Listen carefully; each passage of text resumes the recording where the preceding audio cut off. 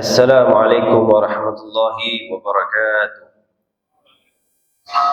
Bismillahi masyaallah, la yasukul khair lillahi. Bismillahi masyaallah, la yasrifu su'a ilallah.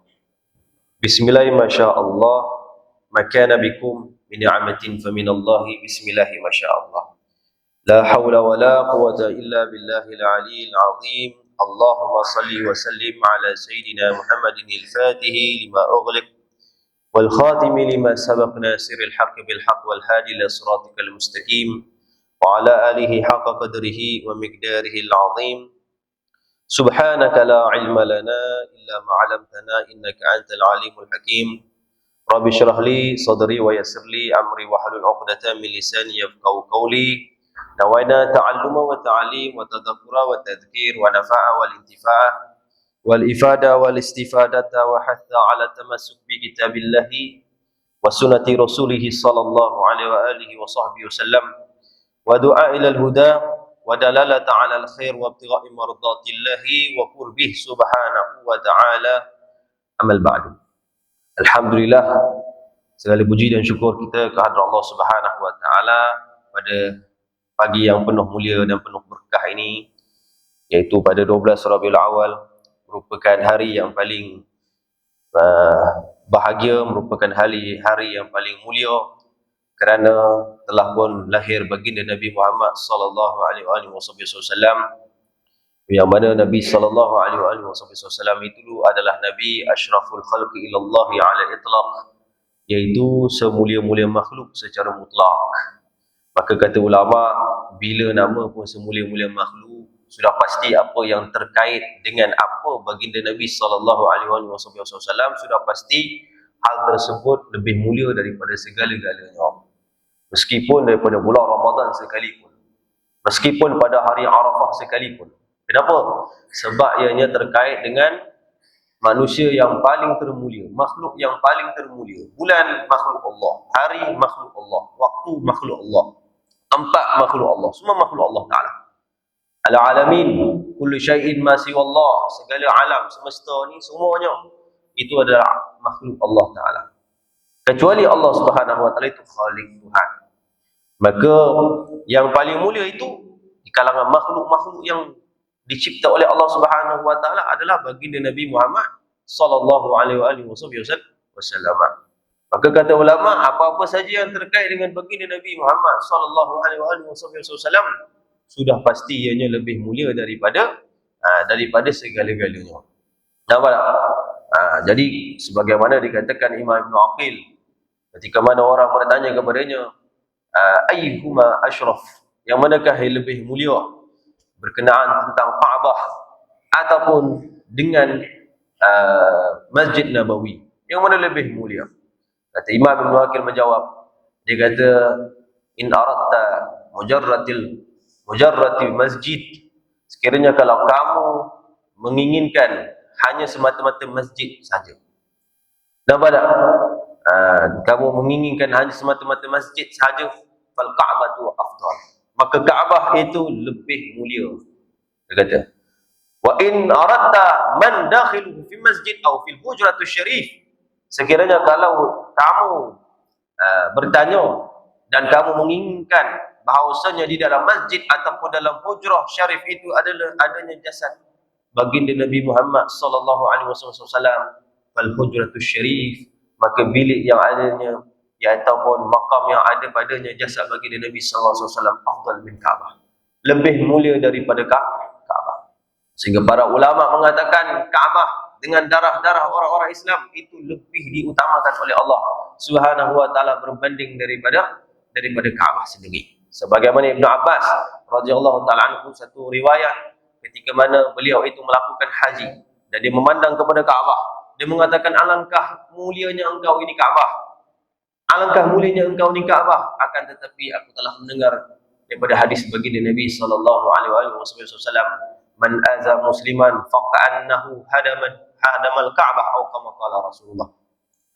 Kata Nabi sallallahu alaihi wasallam dalam hadis, barang siapa yang menyakiti seorang muslim, menumpahkan darah seorang muslim, kata Nabi sallallahu alaihi wasallam, maka seolah-olah dia telah memusnahkan Ka'bah.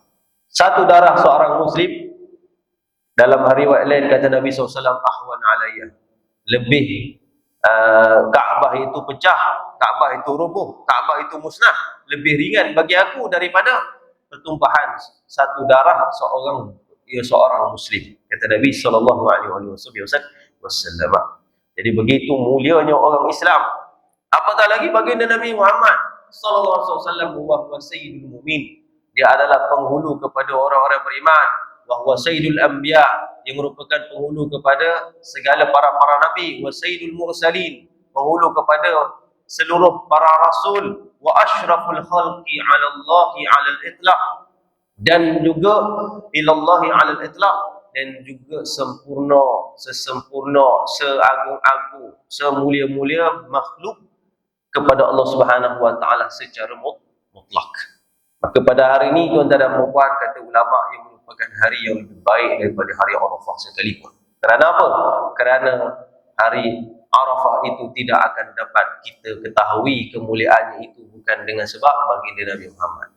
Kalau bukan kerana baginda Nabi Muhammad sallallahu alaihi wasallam, ma arafna saum wala salah wala Arafah, kita tak akan tahu tentang salat, kita tidak akan tahu tentang daripada berpuasa, kita tidak akan tahu kelebihan hari Arafah. Sebabnya apa? Sebab baginda Nabi Muhammad sallallahu alaihi wasallam. Jadi sebab itu, subhanallah, pada Maulidur Rasul kita kena bergembira. Kita kena bergembira. Nampak tak? Kerana apa? Kerana ianya merupakan kelahiran yang begitu agung sekali. Kelahiran siapa? Baginda Nabi Muhammad sallallahu alaihi wasallam. Apabila lahir baginda Nabi sallallahu alaihi wasallam, maka seluruh alam cakrawala semuanya bergembira. Seluruh alam semesta juga bergembira. Sebagaimana disebutkan daripada Ummu Utsman radhiyallahu taala anha, itu ketika mana Rasulullah SAW lahir, maka katanya bintang-bintang itu menghampiri dunia. Bintang-bintang itu, nujum itu menghampiri dunia. Kenapa? Tabarrukan, kerana nak ambil berkah baginda, kerana bergembira Nabi Muhammad SAW. Maka teranglah, menderang ketika itu muka bumi, sebagaimana lahir baginda Nabi SAW. Disebutkan oleh Ummu Syifa, ibu kepada Abdurrahman bin Auf radhiyallahu taala anhuma, menyatakan bahawasanya apabila lahir baginda Nabi sallallahu alaihi wasallam, raaitu qusurul Basrah, aku melihat akan daripada istana-istana yang berada di Basrah, sedangkan kota Mekah dan juga Basrah punya dah jauh ribuan kilometer dari perempuan. Akan tetapi apabila lahir baginda Nabi sallallahu alaihi wasallam, seolah-olah gunung ganang, apa saja pokok-pokok dan sebagainya boleh dilihat dengan cahaya yang begitu dahsyat, sehingga nampak daripada istana-istana baginda Nabi, istana-istana Basrah, yang kerana apa? Kerana cahaya baginda Nabi Muhammad sallallahu alaihi wasallam. Sayyidina Abbas, pakciknya Nabi Muhammad sallallahu alaihi wasallam, ketika itu dia kecil, waktu dia kecil, jadi dalam satu riwayat dia mengatakan kepada Nabi sallallahu alaihi wasallam, inni uridu an amtahadaka ya Rasulullah. Ya Rasulullah, aku ingin memujimu ya Rasulullah. Aku ingin membaca syair kepadamu ya Rasulullah sallallahu alaihi wasallam. Kenapa dia nak baca syair? Sebab dia nak cerita satu kepada Nabi sallallahu alaihi wasallam. Ketika mana Nabi sallallahu alaihi wasallam lahir, dan Abbas ketika itu kecil, dia sendiri menampakkan cahaya keluar daripada rumah kelahiran baginda Nabi Muhammad sallallahu alaihi wasallam, sehingga beliau itu mengungkapkan satu syair, anta lama walidta asyraqatil ardu wa adaat binurikal ufuku wa nahnu fi dzalika diya wa subul rasyadi nahtariku. Ya Rasulullah, engkau apabila lahir ya Rasulullah, maka cahayamu itu terang benderang. Adaat binurikal ufuku, cahayamu ya Rasulullah itu menyinari setiap ufuk-ufuk yang ada. Setiap ufuk dipenuhi cahaya. Abbas melihat itu cahaya tersebut, sampai dia mengatakan kepada Nabi sallallahu alaihi wasallam, fa nahnu fi dzalika diya wa subular rasyadi nahtariku. Ya Rasulullah, maka kami itu berada di dalam cahaya itu dan juga dalam bimbingan ajaranmu ya Rasulullah sallallahu alaihi wasallam, nahtariku, kami tenggelam dengan cahayamu. Baginda Nabi Muhammad sallallahu alaihi wasallam. Jadi apa yang berlaku ketika itu waktu pagi itu bersinar, bercahaya-cahaya kelahiran baginda Nabi Muhammad sallallahu alaihi wasallam. Sehingga Sayyidatina Aminah ibunda Nabi sallallahu alaihi wasallam juga melihat cahaya baginda Nabi Muhammad sallallahu alaihi wasallam sehingga menampakkan beberapa daripada istana-istana yang berada di Syam. Dan Sayyidatina Aminah sudah tahu anak dia ni bukan anak orang biasa, bukan orang biasa. Laisa kal bashari, bukan seperti manusia yang biasa. Nampak tak? Basyarun, ya manusia. Walakin la kal bashari, akan tapi bukan seperti manusia biasa. Bal huwa kal yaquti bainal hajari. Bagaimana disebut dalam syair, bahkan Nabi sallallahu alaihi wasallam itu ianya seperti batu permata di antara batu-batu biasa. Kita ni semua batu biasa. Kita tak sama dengan Nabi Muhammad sallallahu alaihi wasallam. Tapi baginda Nabi sallallahu alaihi wasallam itu seperti permata yang begitu mahal, yang begitu berharga, bahkan lebih daripada itu. Kerana apa? Nabi sallallahu alaihi wasallam itu manusia tetapi bukan seperti manusia biasa. Ibundanya sudah tahu Nabi sallallahu alaihi wasallam itu adalah nabi. Sebab itu disebut dalam satu syair, dan ini sahih. Syair ini dinisbahkan kepada Sayyidatina Aminah radhiyallahu taala anha wa alaiha salatu wassalam, mengatakan tatkala dia melahirkan baginda Nabi sallallahu alaihi wasallam dalam kandungan, nak melahirkan Nabi sallallahu alaihi wasallam, maka setiap kali dan kerap kali selalu dia bermimpi bahawasanya ada malaikat yang datang kepadanya dan mengatakan, jagalah anak ini kerana sungguhnya anak ini adalah Nabi akhir zaman. Sungguh anak ini adalah Nabi kepada seluruh Nabi kepada seluruh makhluk, seluruh alam jagat raya ini. Maka apabila Rasulullah SAW sudah keluar, dia pun bersenandung dengan syairnya panjang. Tetapi ada satu disebutkan dalam syair yang mengatakan, wa in sahat ma absartu fi manami fa anta mab'us lil anami. Wahai Muhammad, wahai anak aku, apa sekiranya benar apa yang aku lihat di dalam mimpi ini, maka kamu adalah nabi kepada seluruh makhluk. Ilal anami, kepada seluruh makhluk. Kau adalah nabi kepada seluruh makhluk. Maka di sini tuan-tuan dan puan, cukup dalil menyatakan ibunda Nabi sallallahu alaihi wasallam, ayahanda Nabi sallallahu alaihi wasallam itu adalah manusia yang beriman kepada Allah. Bukan setengah dakwaan orang yang menyatakan bahawasanya ibunda Nabi, ayahanda Nabi sallallahu alaihi wasallam itu tak beriman. Sebab apa? Berdasarkan dalam satu hadis, Nabi sallallahu alaihi wasallam datang seorang lelaki kepada Nabi sallallahu alaihi wasallam meminta ampun kepada bapanya. Nampak tak? Dan bertanya, di manakah bapanya? Maka Nabi SAW mengatakan, inna abaka wa abi finnar, sungguhnya bapa kamu dan juga bapaku di dalam api neraka. Maka ulama-ulama memahami hadis ini dengan fahaman ulama, bukan dengan fahaman seperti kita yang mengikuti literal hadis, zahir hadis. Maka ulama kata maksud aba itu bukanlah maknanya bapa, tetapi aba juga kalau dilihat di dalam kamus lughah itu juga membawa erti daripada pakcik. Siapakah pakcik Nabi SAW masuk neraka? Abu Lahab, Abu Jahal, yang memasuki ke dalam neraka.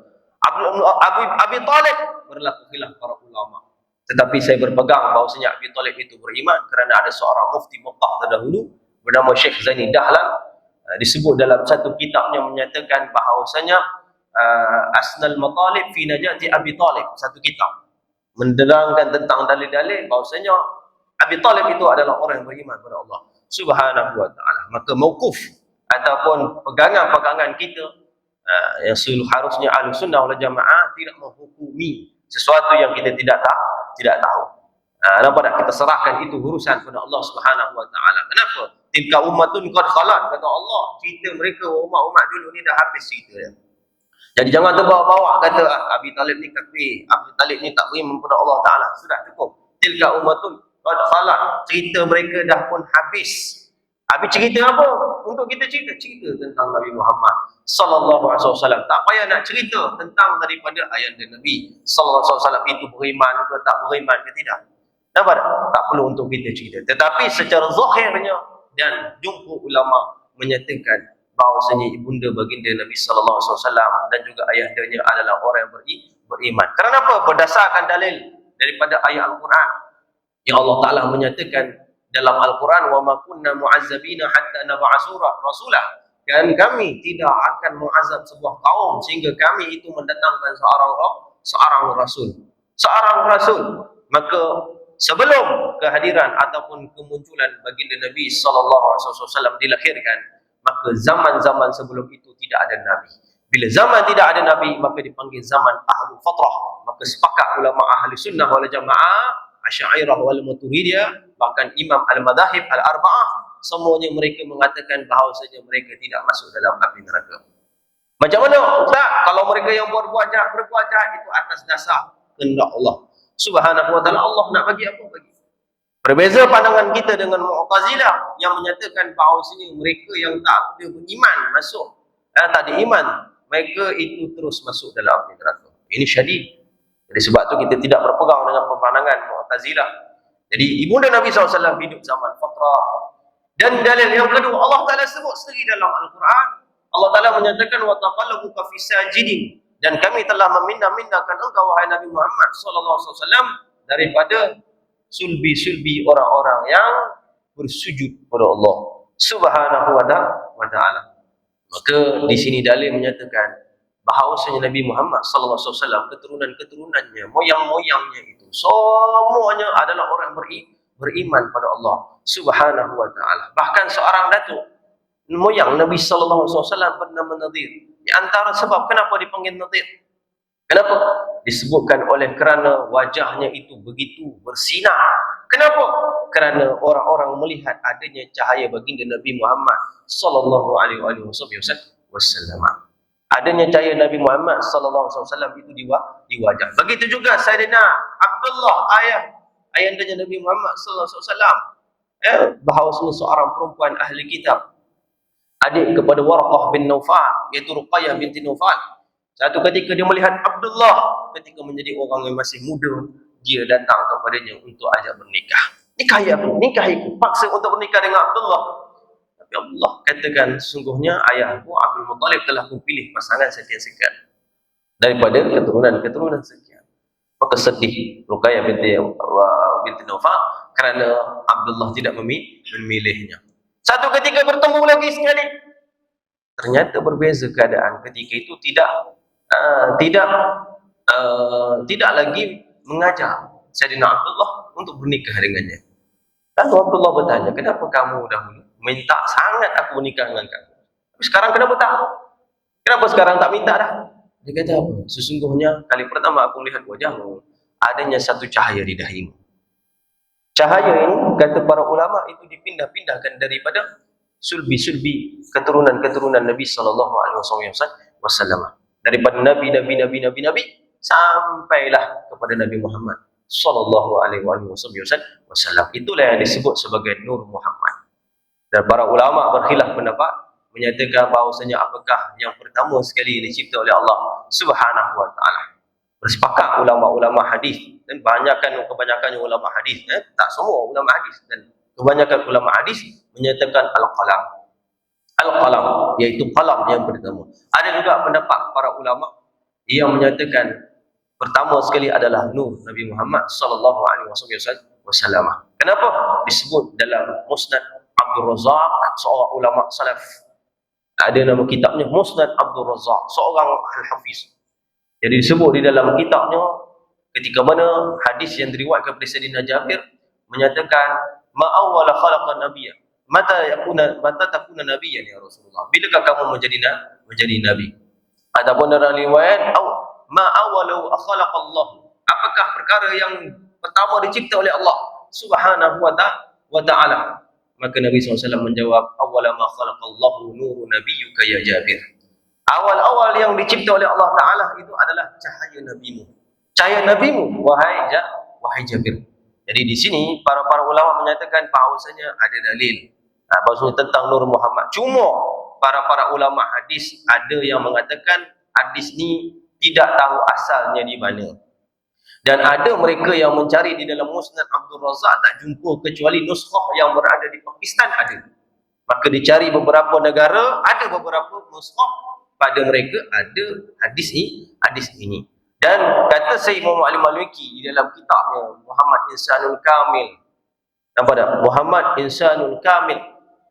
Jadi disebut di dalam kitab tersebut, bahkan ulama-ulama seperti Ibnu Quttan, seorang Al-Hafiz Ibnu Quttan, orang yang mutasyaddid fi riwayah wa dirayah, orang yang sangat-sangat syadid di dalam fil i'tina' riwayah, di dalam menjaga, memerhatikan tentang riwayah-riwayah. Kalau hadis ni tak sahih kepada Nabi SAW, pasti dia akan tuhmah, dia akan pasti melawan-lawannya. Itu dikatakan, tetapi disebut di dalam kitabnya beliau. Disebut orang yang hafal 100,000 hadis bergelar sebagai Hafiz. Itu yang tadi aku lupa. Dan para ulama kontemporari seperti sekarang ni pun mu'asirah, di antaranya Syekh Mutawalli Al-Sya'rawi, itu juga menyatakan adanya nur Nabi Muhammad sallallahu alaihi wasallam. Itu yang pertama. Begitu juga ulama-ulama silam terdahulu seperti Imam Al-Mujtahid Al-Imam Ibn Hajar Al-Haytami di dalam kitabnya Ashraful Wasail fi syarhi Syama'il Muhammadiyah lil Imam Abu Isa At-Tirmizi. Juga disebut tentang awal-awal yang dicipta oleh Allah Ta'ala adalah nur Nabi Muhammad sallallahu alaihi wasallam. Jadi benda ni berkhilaf. Ianya tidak terkait dengan akidah sama sedikit pun. Jadi setengah orang kadang-kadang dia kata, ini pandangan yang batil, ini adalah tak betul, Nur Muhammad ni sesat dan sebagainya. Nampak tak? Jadi jangan pukul rata. Jadi ada ulama-ulama yang mengatakan ada daripada hadis tersebut. Jadi baginda Nabi sallallahu alaihi wasallam ni, subhanallah, itu cahaya apabila lahir baginda Nabi Muhammad sallallahu alaihi wasallam. Sebab tu di dalam riwayat kita tengok begitu betul, memang Nabi SAW itu memang ada unsur cahaya, sehingga disebutkan Al-Imam Ibn Qayyim Al-Jauzi disebut dalam syarah Al-Mawahib Al-Dunia fi syarhi Syama'il Al-Muhammadiyah, menyatakan bahawasanya lam yakulin Nabi sallallahu alaihi wasallam dhillun. Nabi SAW itu tidak mempunyai bayang. Nabi SAW itu tak mempunyai bayang. Kenapa? Li'annahu adwa'u minasyamsi. Karena Nabi sallallahu alaihi wasallam itu lebih terang daripada cahaya matahari sendiri. Sebab itu satu hadis yang diriwayatkan juga Aisyah radhiyallahu taala anha, ketika mana Aisyah sedang berborak-borak dengan Nabi sallallahu alaihi wasallam, maka ketika itu keluar cahaya daripada lisan-lisan baginda Nabi Muhammad sallallahu alaihi wasallam. Lihat, nampak cahaya keluar tersebut. Ya Rasulullah, aku nampak cahaya keluar daripada gusi-gusi gigi kamu ya Rasulullah sallallahu alaihi wasallam. Begitu juga satu riwayat daripada Aisyah radhiyallahu taala anha menyatakan bahawasanya satu ketika suatu malam aku sedang berjahit. Dan hadis ini hadis sahih. Ketika mana aku sedang berjahit, ketika itu aku punya siraj, itu pelita itu padam. Maka ketika itu Rasulullah SAW masuk ke dalam bilik aku. Ternyata bilik tersebut terus terang benderang. Bilik tersebut. Maka aku mengatakan, ma'adwaq wajhaka ya Rasulullah. Ya Rasulullah, begitu terangnya, menerangnya wajahmu ya Rasulullah, menyebabkan bilik tersebut itu terang. Ini sebagaimana disebut dalam satu syair, ya Rasulullah salamun alayhi ya rafil ashani wa daraji kullu baitin anta saqinuhu laysa muhtajan ila suruji. Sebut dalam syair qasidah, ya Rasulullah, sesungguhnya engkau ni mempunyai akan darjat dan juga keadaan yang begitu tinggi. Kullu baitin anta sakinuhu, setiap rumah yang engkau pernah duduki ya Rasulullah SAW, laisa muhtajan ila suji, tak perlukan lampu ya Rasulullah, tak perlu lampu, sebab wajah Rasulullah SAW itu pun dah bercahaya-cahaya dah. Baginda Nabi sallallahu alaihi wasallam itu bercahaya. Sebagaimana juga diriwayatkan dalam satu hadis, ketika mana sahabat-sahabat menunggu Nabi sallallahu alaihi wasallam untuk solat Isya, maka Nabi sallallahu alaihi wasallam keluar, maka para sahabat-sahabat melihat cahaya di wajah Nabi Muhammad sallallahu alaihi wasallam, dan cahaya itu cahaya hissiyah, cahaya yang betul-betul cahaya. Memang betul-betul cahaya. Para sahabat melihat, wajah Nabi sallallahu alaihi wasallam. Jadi itulah baginda Nabi sallallahu alaihi wasallam.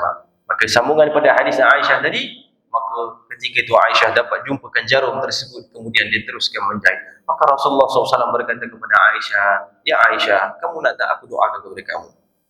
Kamu nak tak aku doakan kepada kamu?" Kata Aisyah, "Ya Rasulullah, nak ya Rasulullah." Apa doa Nabi sallallahu alaihi wasallam? Doa Nabi sallallahu alaihi wasallam, "Allahumma ighfir li Aisyah ma taqaddama min dhanbiha wa ma ta'akhkharat wa ma assarat wa ma a'lanat." Ya Allah, ampunkanlah dosa Aisyah, dosa yang dahulu, dosa yang akan datang, dosa yang dilakukan secara berterangan ataupun dosa yang dilakukan secara tidak mengetahuinya. Wa ma assarat. Aisyah bila dengar doa Nabi sallallahu alaihi wasallam, dia melompat sampai jatuh. Dia. Maka Nabi SAW tengok Aisyah ni, kenapa?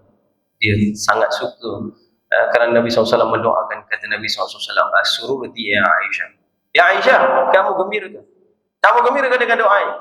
Maka kata Aisyah radhiyallahu taala anha mengatakan, "Ya Rasulullah, kenapa aku tak bergembira ya Rasulullah? Kau doakan kepada aku dengan doa yang begitu agung ini ya Rasulullah."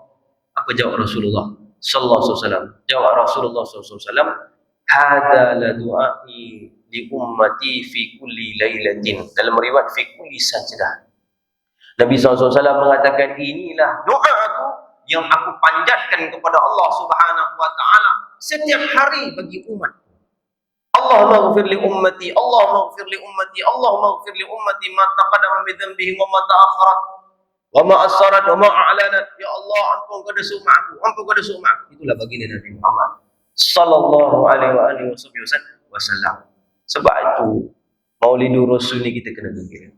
Sebab apa gembira? Sebab baginda Nabi Muhammad sallallahu alaihi wasallam ni asbab hidayah, miftahul hidayah, kunci daripada dapatnya hidayah. Hari ni kita dapat rasa, kita dapat sujud, kita dapat puasa, kita dapat pergi masjid, kita dapat ilmu, kita dapat baca Quran, kita dapat melakukan segenap apa yang disuruh oleh Allah daripada kebaikan, dapat berakhlak mulia, dapat bersifat-sifat yang baik.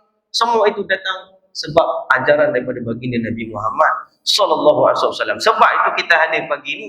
Sebab itu hari ini kita buat perarakan. Sebab itu para ulama keluar pergi mana-mana masjid maulid pergi. Kenapa? Untuk apa?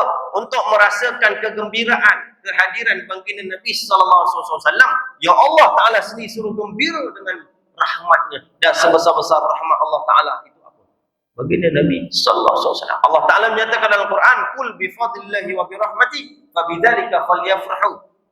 Wahai Nabi Muhammad, ceritakan kepada umat kamu, beritahukan kepada umat kamu bahawasanya dengan kurniaan nikmat Allah Taala yang Allah telah berikan kepada mereka, wa bi rahmati, dan juga rahmat Allah Taala yang Allah Taala berikan kepada mereka, fa bidzalika falyafrahu, maka dengan dua nikmat itu, pemberian Allah Taala itu, maka hendaklah mereka bergembira. Maka di antaranya tafsir Al-Imam Al-Bahru Al-Mufassir min as-sahabah Sayyidina Ibnu Abbas radhiyallahu taala anhu, ataupun namanya Abdullah bin Abbas, mentafsirkan dengan makna wa bi rahmatihi. Maksudnya, dan dengan rahmat Allah Subhanahu wa taala, wa bi rahmatihi, dengan rahmatnya Allah Taala itu adalah Nabi Muhammad sallallahu alaihi wasallam. Maka sebab itu para ulama buat maulid. Sebab itu para ulama mereka membuatkan ceramah-ceramah Maulid Rasul. Mereka hadir majlis-majlis lawat, majlis qasidah. Kenapa? Kerana untuk bergembira dengan rahmat sebesar-besar rahmat Allah. Maka Allah Taala sebut dalam Quran, "Wa ma arsalnaka illa rahmatan lil alamin." Dan tidak kami menghantar kamu Nabi Muhammad kecuali menjadikan rahmat kepada sekalian alam. Nabi SAW rahmat hatta kepada orang kafir. Nabi SAW rahmat kepada orang Islam. Nabi SAW rahmat kepada orang anak-anak kecil. Nabi SAW rahmat kepada orang-orang tua. Nabi SAW rahmat kepada binatang. Nabi SAW rahmat kepada tumbuh-tumbuhan sekali. Maka semua tu dapatnya rahmat baginda Nabi Muhammad sallallahu alaihi wasallam, kasih sayang baginda Nabi Muhammad sallallahu alaihi wasallam. Maka kata ulama, siapakah orang yang paling cinta kita? Di antara ibu kita, ayah kita, ataupun baginda Nabi Muhammad sallallahu alaihi wasallam. Sudah pasti baginda Nabi Muhammad sallallahu alaihi wasallam. Sebab itu para sahabat mereka mengutamakan baginda Nabi sallallahu alaihi wasallam itu melebihi daripada kedua ibu bapa mereka sendiri. melebihi daripada anak mereka, isteri mereka, harta mereka, bahkan jiwa mereka.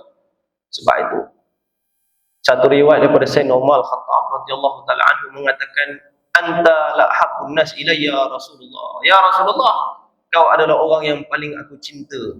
Ya Rasulullah. Illa nafsi baina jambih, kecuali diriku, maksudnya kecuali nyawaku ya Rasulullah SAW yang ada di dalam badanku. Itu yang aku lebih cinta, melebihi daripada engkau ya Rasulullah SAW. Apa jawab baginda Nabi sallallahu alaihi wasallam? Kata Nabi sallallahu alaihi wasallam, la yu'min ahadukum hatta akuna ahabbu ilaihi min waladihi min walidayhi wa waladihi wan nasi ajmin, atau kama qala Rasulullah sallallahu alaihi wasallam. Nabi SAW mengatakan tidak akan sempurna keimanan seseorang mukmin itu, kata Nabi SAW, sehinggalah aku ni menjadi orang yang paling dicintai, melebihi daripada keluarganya, melebihi daripada anak-anaknya, melebihi daripada ibu bapanya dan seluruh umat manusia. Nampak tak? Dalam riwayat, wa min nafsi, dan lebih daripada dirinya sendiri. Maka kata Sayyidina Umar Al-Khattab radhiyallahu taala anhu, ya Rasulullah, kalau begitu ya Rasulullah, engkau adalah orang yang lebih aku cintai, melebihi daripada diriku ya Rasulullah. Maka engkau lah orang yang aku lebih cinta, melebihi daripada nyawa aku sendiri. Bayang tuan-tuan dan puan. Maka Nabi SAW kata apa? Kata Nabi SAW, al-an ya Umar, sekarang baru benar-benar kamu beriman kepada Allah Subhanahu wa taala. Sempurna keimanan kamu.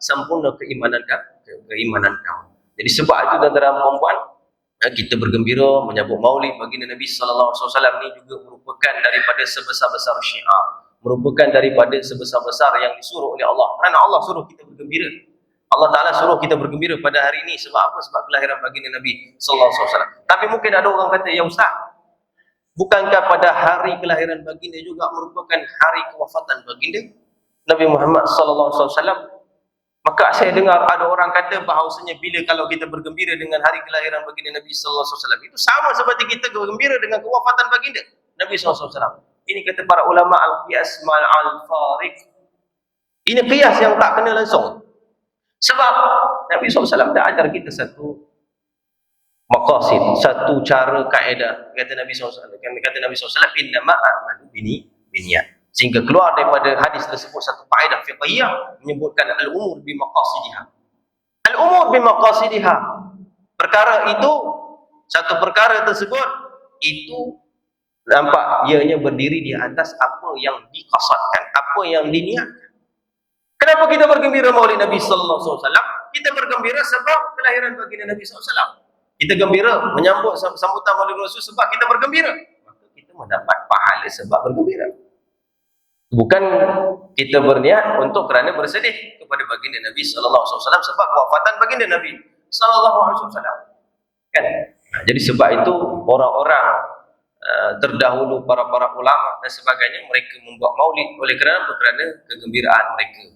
Kerana lahirnya baginda Nabi Muhammad sallallahu alaihi wasallam. Dan sebelum kita semua, sebelum ulama-ulama dulu, bahkan sebelum baginda Nabi sallallahu alaihi wasallam, ada manusia yang digelarkan sebagai bisyarah Nabi Muhammad sallallahu alaihi wasallam.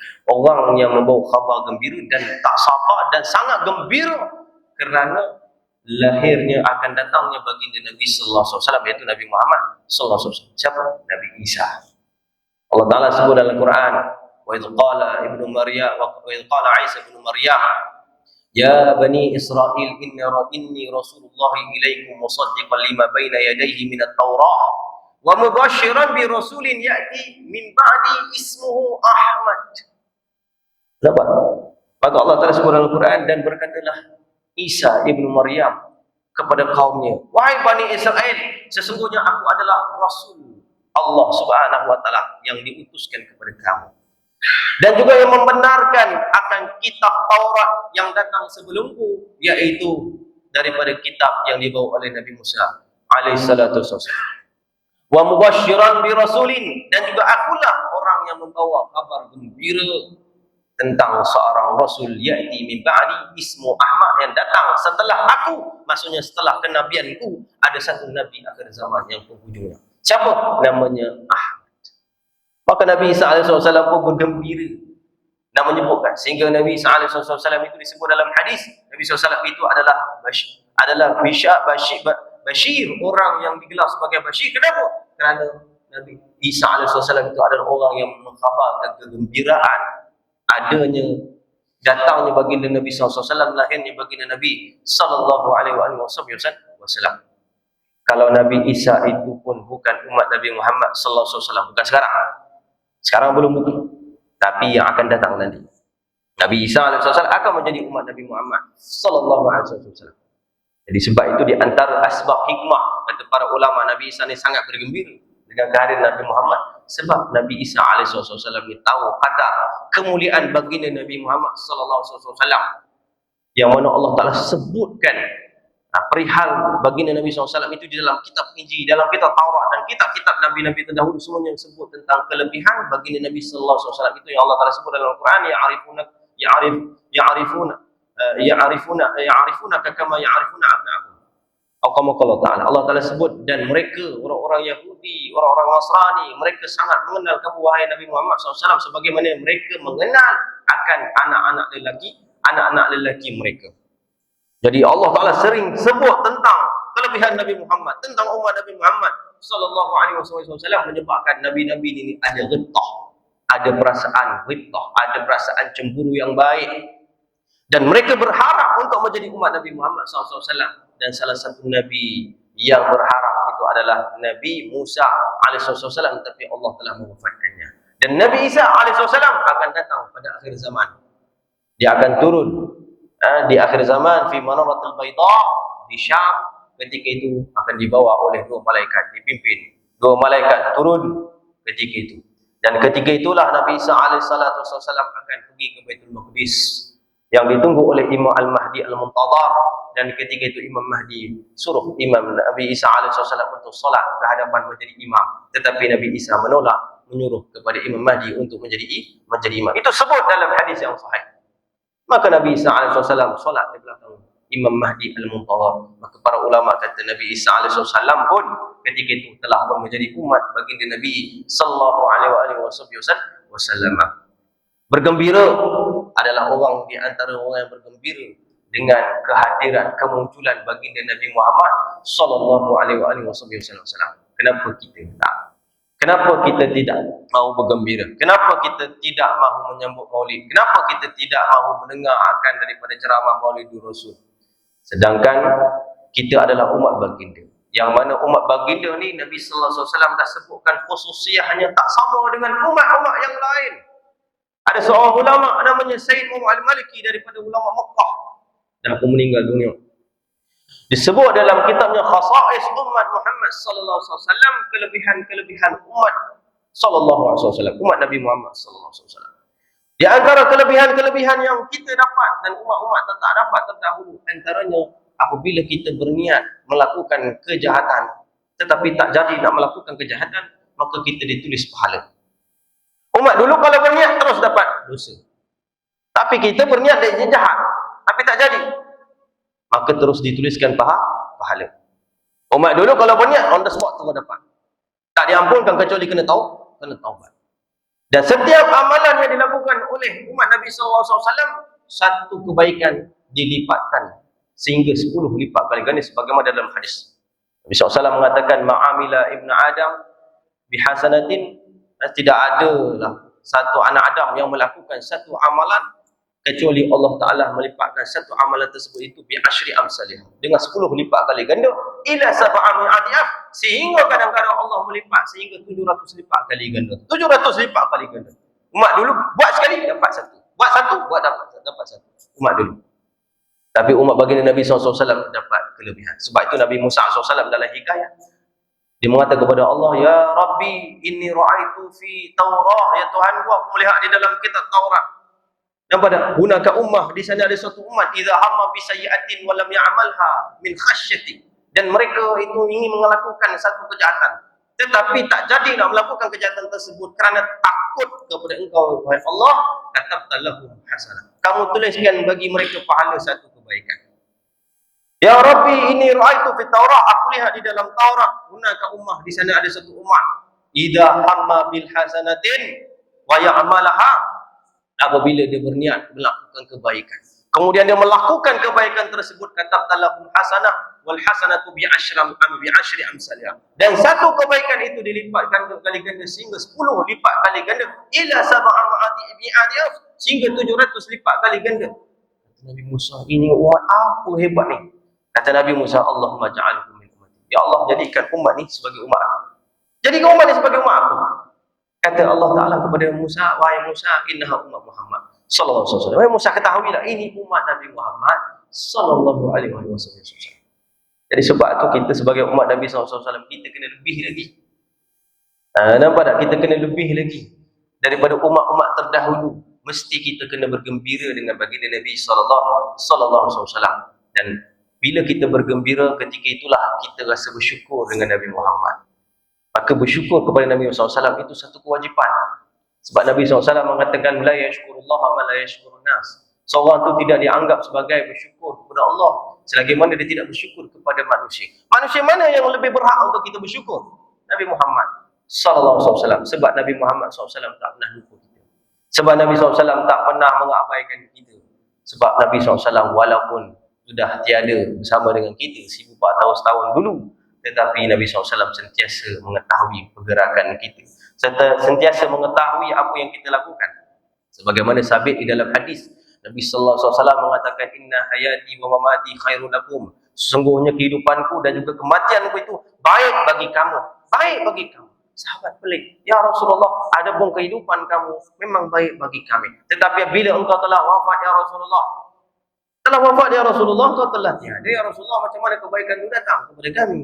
Kata Nabi SAW, inna a'malakum tu'aradu alayya. Sesungguhnya amalan-amalan kamu itu dipamerkan kepada aku. In wajadtu khairan fahamidullah.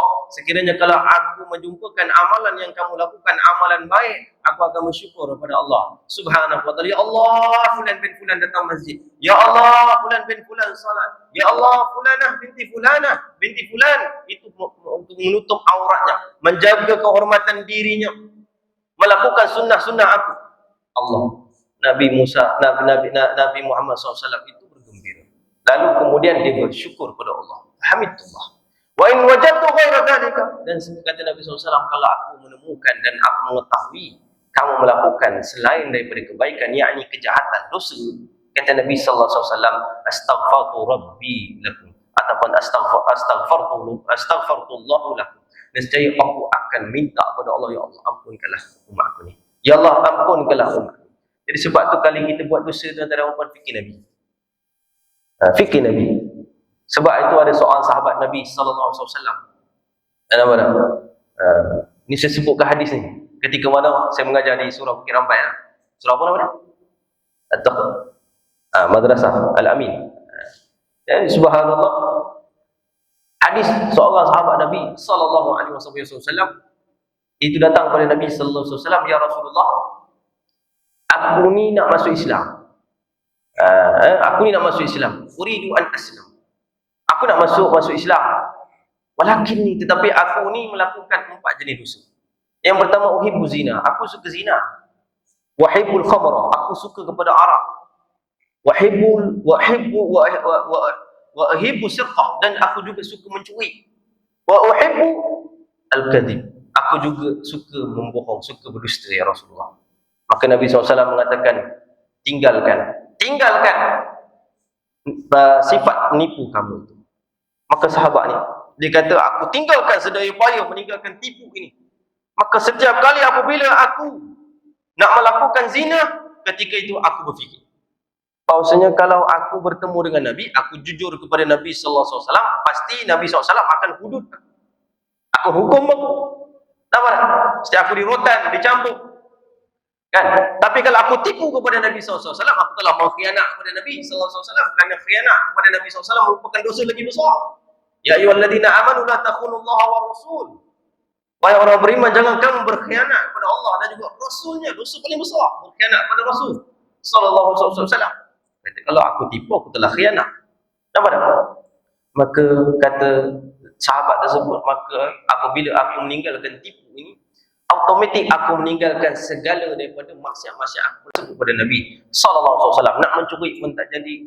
Nampak tak? nak berzina pun tak jadi, nak minum arak pun tak jadi juga. Jadi sahabat ni subhanallah itu masuk Islam atas dasar kerana apa? Kerana dia berlaku jujur, berkata benar dan tidak mempunyai sifat penipu. Penipu. Jadi sebab itu dikatakan bahawasanya kita ni umat baginda Nabi sallallahu alaihi wasallam ni, nampak tak, kita ni melakukan dosa, betul melakukan dosa, tetapi dengan asbab baginda Nabi Muhammad sallallahu alaihi wasallam itu dosa-dosa kita ini boleh terhapus. Dosa-dosa kita ini boleh juga dihapuskan oleh Allah Subhanahu wa taala. Jadi Nabi sallallahu alaihi wasallam ni adalah nabi yang sangat rahmah, yang sangat kasih kepada kita ni. Nampak tak, yang seharusnya kita ni menjadikan Nabi Muhammad sallallahu alaihi wasallam itu adalah manusia yang paling kita sanjung. Manusia yang paling kita muliakan adalah baginda Nabi Muhammad sallallahu alaihi wasallam. Kita tengok macam mana para sahabat Nabi sallallahu alaihi wasallam punya cinta kepada Nabi Muhammad sallallahu alaihi wasallam itu sangat dahsyat cinta mereka. Di antaranya Sayyidina Abu Bakar radhiyallahu taala anhu. Satu ketika Sayyidina Abu Bakar radhiyallahu taala anhu itu musafir, nak pergi Madinah. Jalan pergi Madinah. Sampai dalam perjalanan itu Sayyidina Abu Bakar kejap ke depan, kejap ke belakang, kejap ke kiri, kejap ke kanan. Maka Rasulullah tanya, wahai Abu Bakar, kenapa kau kejap ke depan, kejap ke belakang? Dan kata Sayyidina Abu Bakar, kalau aku ke depan, aku takut ada musuh di hadapan. Maka biar aku yang kena, ya Rasulullah. Kalau di belakang aku ingat kamu ada hajat, ya Rasulullah, maka aku akan pergi ke belakang supaya aku senang untuk menghulurkan apa-apa bantuan kepadamu. Maka kata Sayyidina Abu Bakar, maka ketika itu kami berjalan sampailah waktu zuhur. Terlalu panas. Akhirnya aku mencari tempat teduhan, tak ada kecuali aku jumpa sakhrah, satu batu besar ketika itu, dan batu tersebut adanya sedikit bayang daripada batu tersebut yang boleh untuk aku meneduhkan Rasulullah sallallahu alaihi wasallam. Jadi aku kata, ya Rasulullah, di sana ada batu, ya Rasulullah, kita boleh berehat. Maka Sayyidina Abu Bakar radhiyallahu taala anhu itu pun dudukkan Rasulullah sallallahu alaihi wasallam. Maka bila dalam duduk Rasulullah sallallahu alaihi wasallam kepenatan, kehausan yang sangat. Bayangkan tuan-tuan dan perempuan, berapa kilometer tu Rasulullah SAW jalan jauh. Kalau hari ni kita naik bas daripada Madinah, daripada Mekah, daripada ke Madinah, itu jalannya jauh sekali. Bahkan Nabi SAW berhijrah tak ikut jalan yang biasa kita ikut. Nabi SAW berhijrah mengikuti jalan yang jauh. Apa jalan yang jauh? Itu Nabi SAW masuk dari satu tempat yang dimanakan Saniyatul Wada'. Yang mana Saniyatul Wada' ini dahulu disebutkan oleh ulama' bahawasanya tempat-tempat pemberontak, tempat-tempat orang-orang Yahudi, gangster-gangster zaman-zaman dulu, lanun-lanun padang pasir duduk kat situ, sehingga ditakut-takutkan. Di antaranya orang Yahudi menakutkan orang-orang Arab daripada suku Aus dan juga Khazraj. Siapa-siapa yang pergi kepada Saniyatul Wada' tidak akan kembali, pasti mati dibunuh. Tetapi Nabi SAW timbul daripada Saniyatul Wada'. Itu yang keluar daripada qasidah. Tala'al badru alaina min thaniyatil wada'. Telah timbul kepada kami, telah muncul kepada kami akan badrul alaina, akan bulan purnama ke atas kami. Bulan purnama. Jadi orang tengok Nabi SAW ketika itu memang nampak jernih kecantikan wajah baginda Nabi SAW sehingga dipanggilkan Al-Badr. Cahaya purnama, bulan yang terang benderang.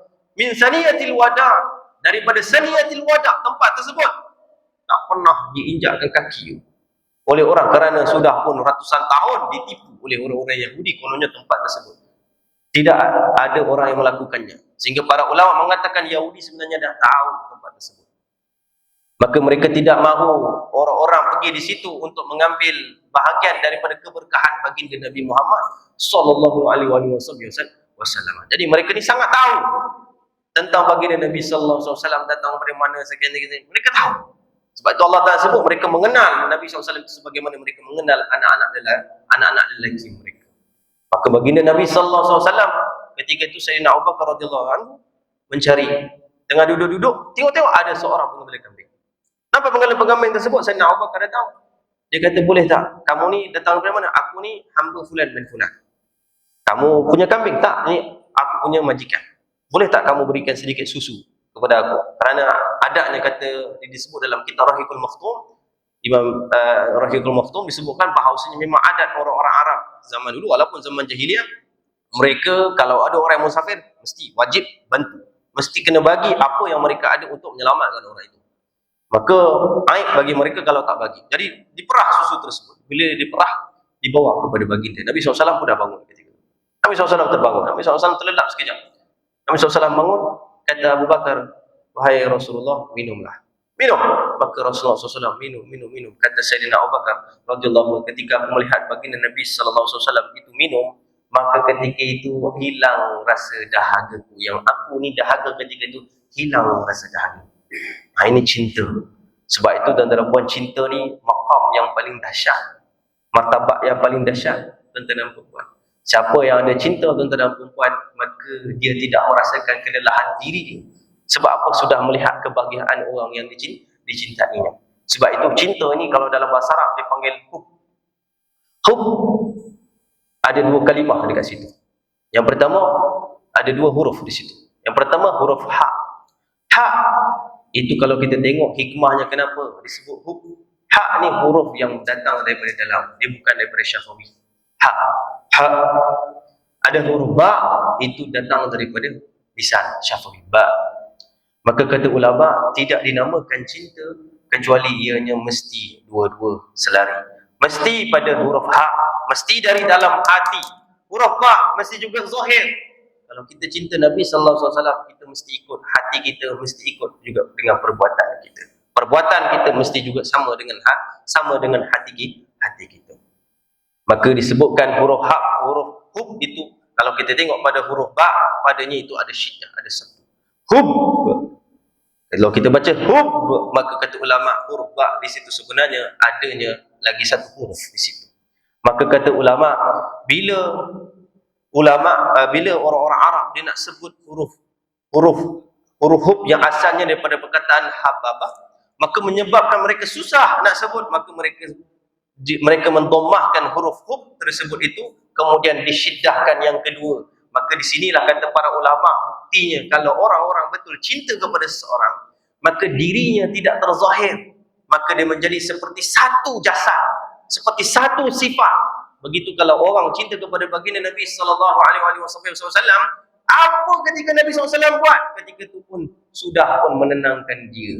Begitulah Sayyidina Abu Bakar radhiyallahu anhu melihat Nabi SAW minum. Ketika itu dia pun dahaga. Ketika itu pun dia penat. Tetapi disebabkan melihat baginda Nabi SAW, hilang dahaga, hilang penat dia. Tak nampak diri dia. Yang dia melihat baginda Nabi Muhammad sallallahu alaihi wasallam. Sebegitulah kisah-kisah para sahabat yang banyak sebenarnya kalau nak disebutkan. Tetapi tuan-tuan dan puan, apakah cinta kita? Apakah pengorbanan kita kepada baginda Nabi sallallahu alaihi wasallam? Apakah kita dah buat semua sunnah Nabi? Hadis-hadis Nabi kita berapa banyak kita hafal?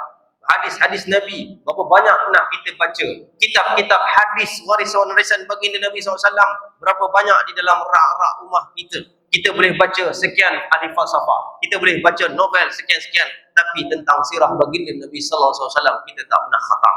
Kita tak pernah khatam tentang daripada syama'il kepribadian baginda Nabi sallallahu alaihi wasallam.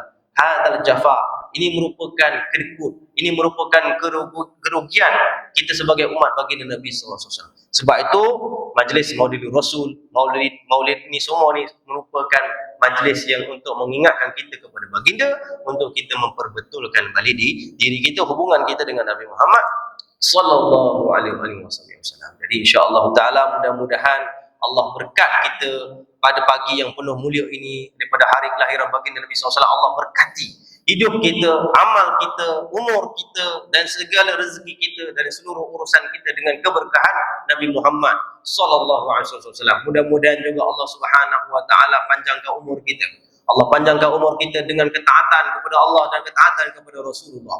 Allah Ta'ala jadikan, imarahkan kehidupan kita itu dengan imarahnya kebaikan-kebaikan dalam kehidupan kita. Setiap kata dan perbuatan kita mengikuti sunnah baginda Nabi sallallahu alaihi wasallam. Allah menghiaskan hati kita dengan hati yang sebagaimana disifatkan oleh baginda Nabi Muhammad sallallahu alaihi wasallam, hati yang salim, qalbun salim.